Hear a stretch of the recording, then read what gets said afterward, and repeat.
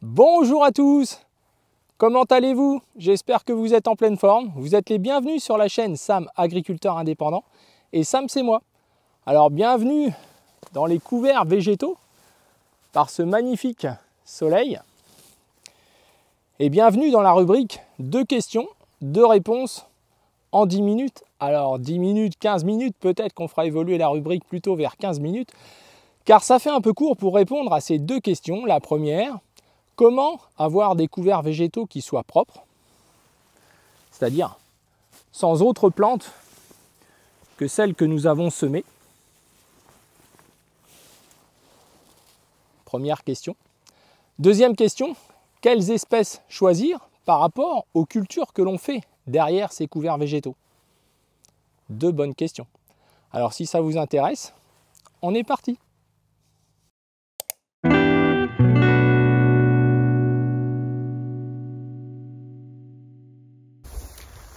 Alors les amis, comment avoir des couverts végétaux qui soient propres, qui soient le plus propre possible? C'est une question que vous me posez souvent et certains me disent comment tu fais, etc. Mais déjà, je ne suis pas un cas unique et surtout, ça n'est pas magique. Alors, pourquoi on souhaite que nos couverts végétaux soient propres? En tout cas, c'est un de nos objectifs, le premier d'ailleurs, de pourquoi on fait des couverts végétaux, c'est d'avoir une vraie rupture dans l'assolement. Donc, il faut que son couvert soit propre et qu'il n'y ait que les espèces que nous avons semées, en tout cas majoritairement, pour ne pas ravoir à nouveau des graminées, de l'orge, du blé dans notre couvert végétal. En tout cas, c'est l'objectif. Le deuxième objectif, c'est d'avoir une vraie couverture d'automne et d'hiver, pour partie en tout cas, avec l'ensemble du mélange que nous allons semer. Et une des choses qui pose problème et qui nous fait parfois interrompre le couvert végétal, c'est notamment ce salissement.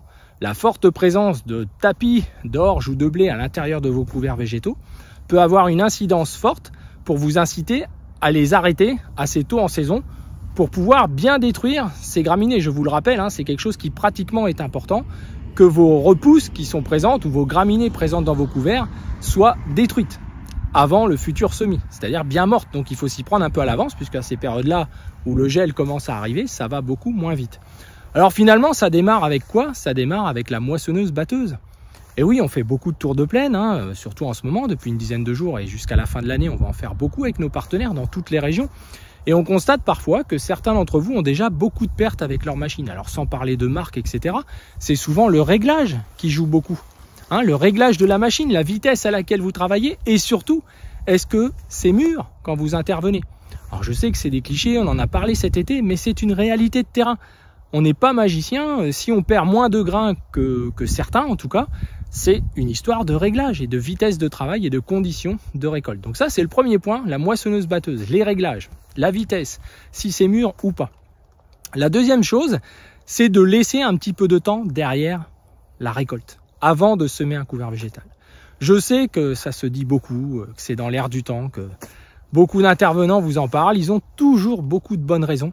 Mais s'il y a des raisons qu'ils n'ont pas, c'est des raisons pratiques.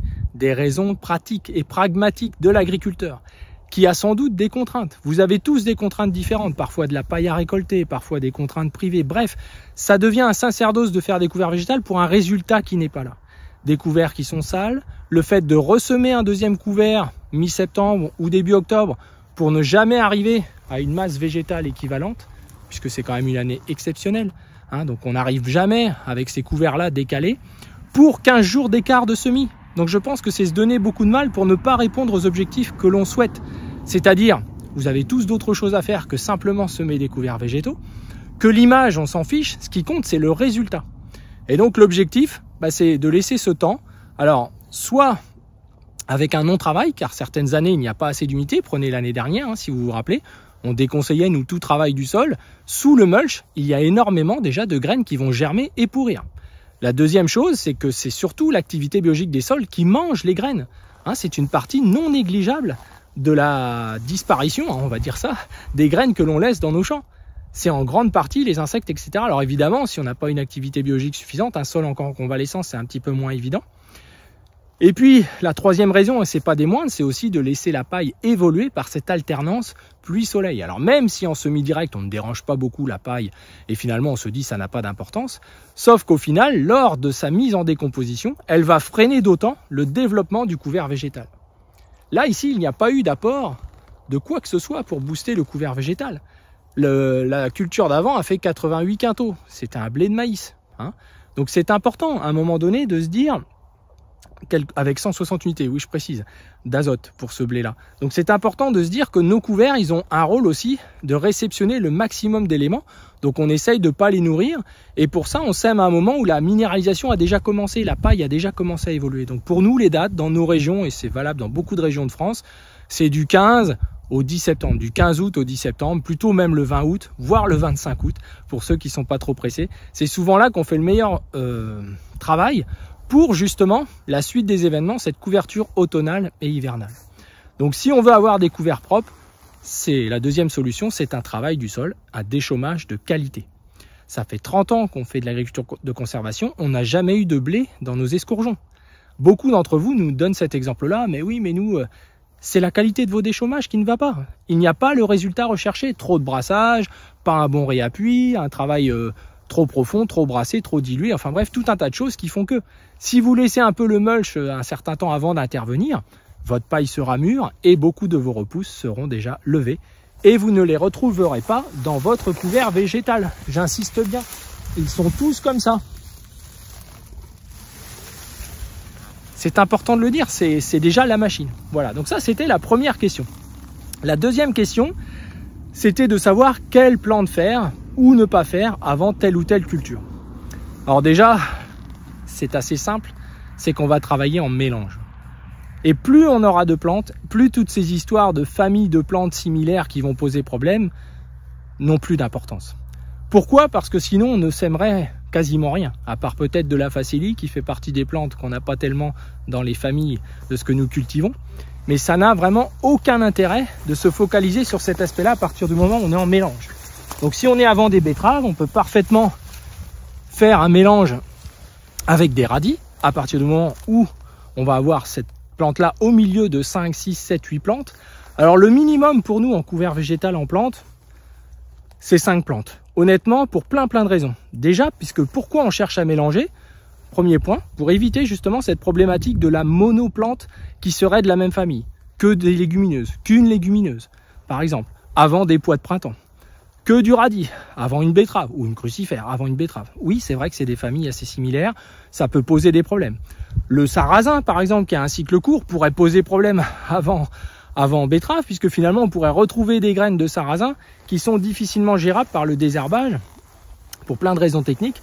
Mais voilà, donc ça c'est un des premiers objectifs, c'est que par le mélange, on peut se permettre de mettre justement toutes ces plantes qui ont une utilité. Alors pourquoi on veut un mélange? C'est comme pour les céréales, en dessous de 5-6 plantes ensemble pour du blé, ça n'a aucun intérêt. On se fait plaisir, on met 2-3 variétés identiques, c'est pratique, on sème la même chose partout, mais sur l'aspect purement amélioration du système, plus de rendement éventuellement, ou plus de rusticité, etc. On sait que les expériences de l'INRA de 20-25 ans sur le sujet du mélange des semences, c'est 5-6 plantes minimum. Eh bien c'est la même chose pour les couverts végétaux. Alors c'est pas très compliqué, pourquoi? Parce qu'on va choisir par exemple 2 légumineuses. Pourquoi les légumineuses ont un intérêt? 2, 3 si on veut, mais c'est ce qu'il y a de plus cher dans le mélange. Donc ça, c'est si on respecte des dates de semis, on en a déjà parlé, assez cohérentes, hein, je vous mettrai en lien la vidéo sur ce sujet.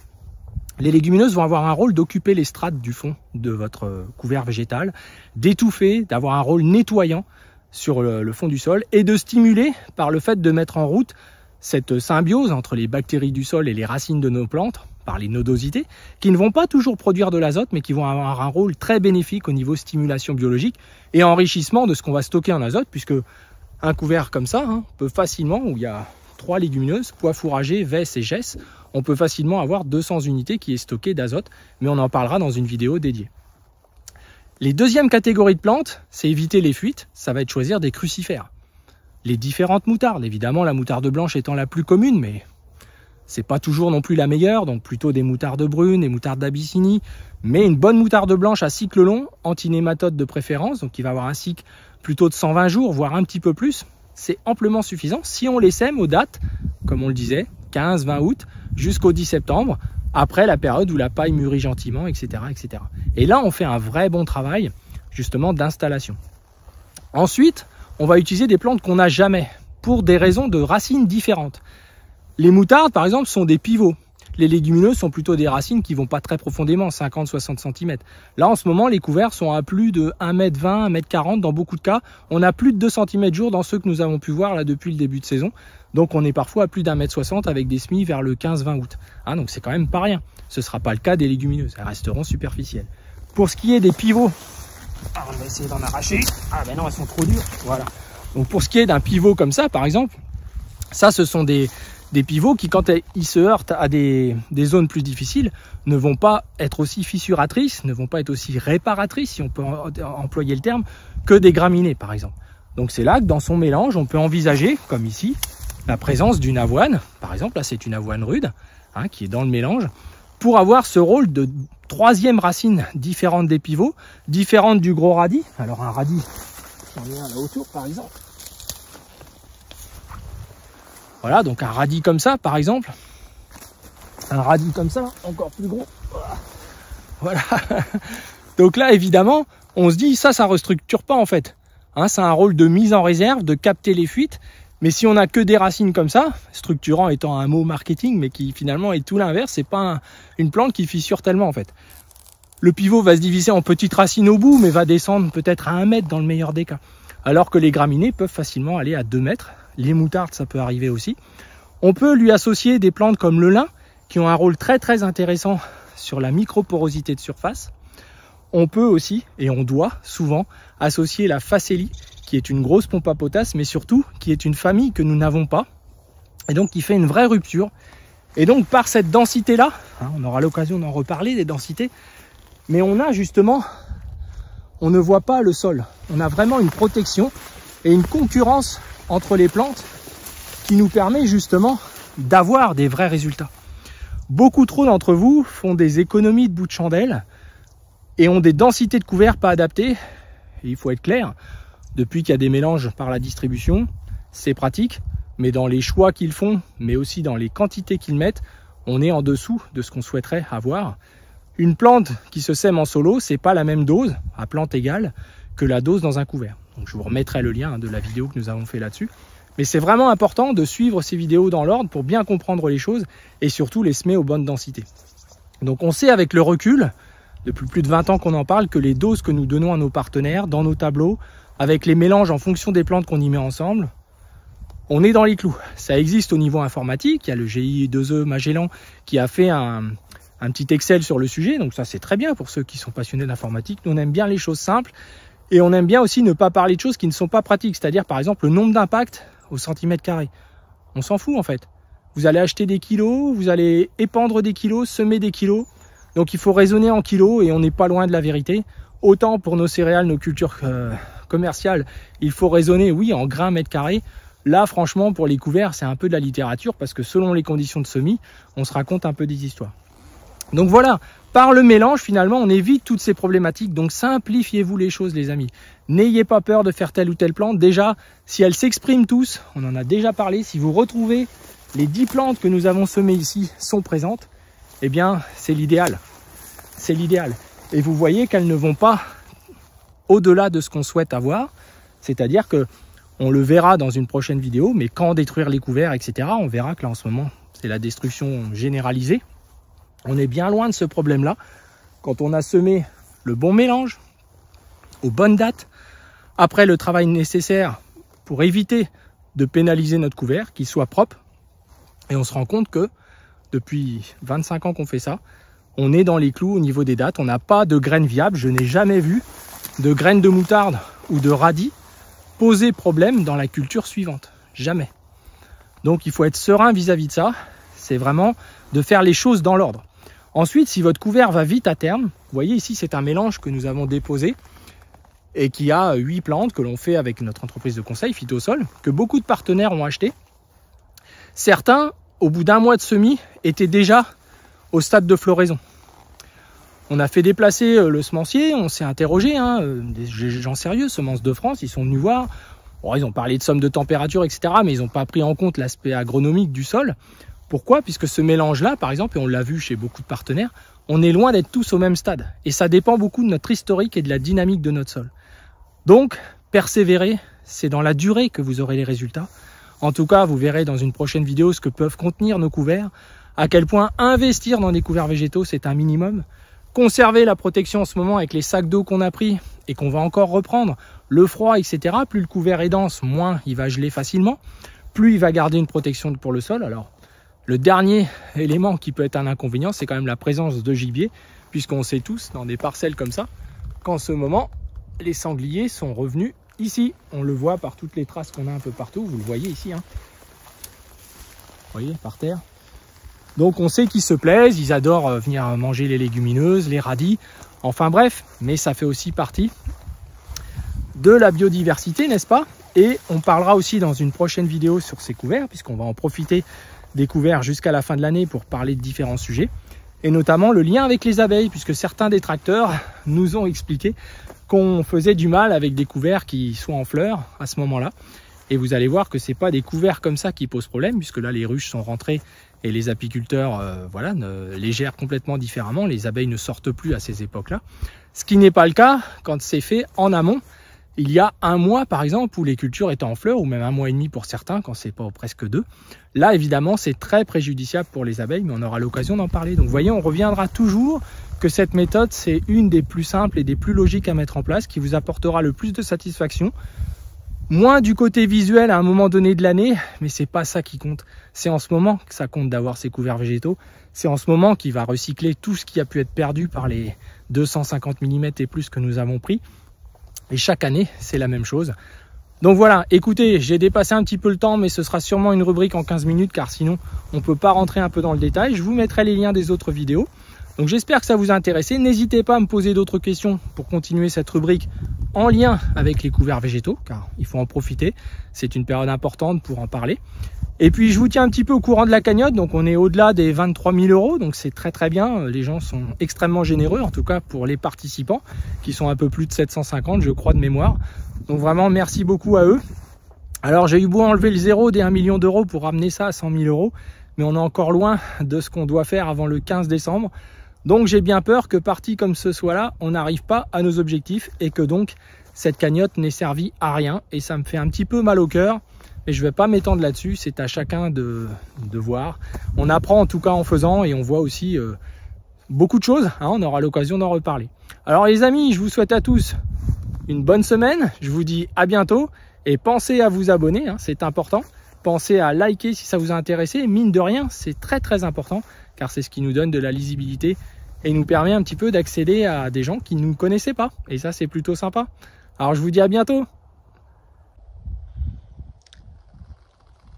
Alors, on finit cette vidéo dans le couvert, à hauteur de mes yeux.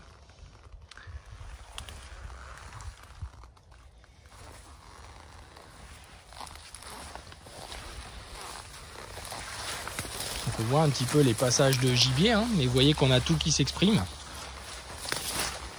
Les différentes moutardes, les radis, la facélie, le maïs qui a mal supporté, et puis la masse végétale, hein, qui est importante, la couverture, la propreté, très très important.